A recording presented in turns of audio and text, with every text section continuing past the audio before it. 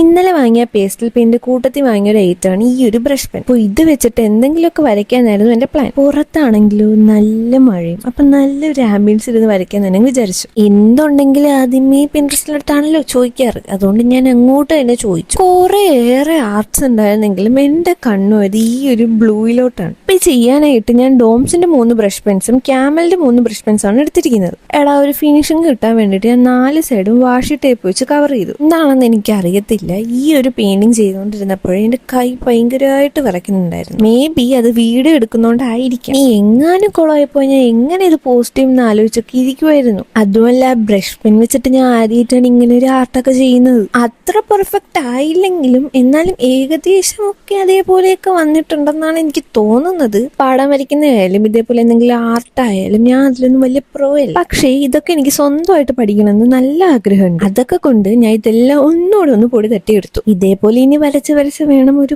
Pro ആവാനായിട്ട്. ഈ വാഷി tape അളക്കുന്നതാണ് അതിൽ കൂടുതലും സാറ്റിസ്ഫൈങ് ആയിട്ടുള്ളത്. ഫൈനലി ഈ ഒരു ഡ്രോയിങ് കഴിഞ്ഞിട്ടുണ്ട്. അപ്പോൾ ഇഷ്ടപ്പെട്ടാൽ സബ്സ്ക്രൈബ് ആക്കി കൂടെ കൊടുക്കോ.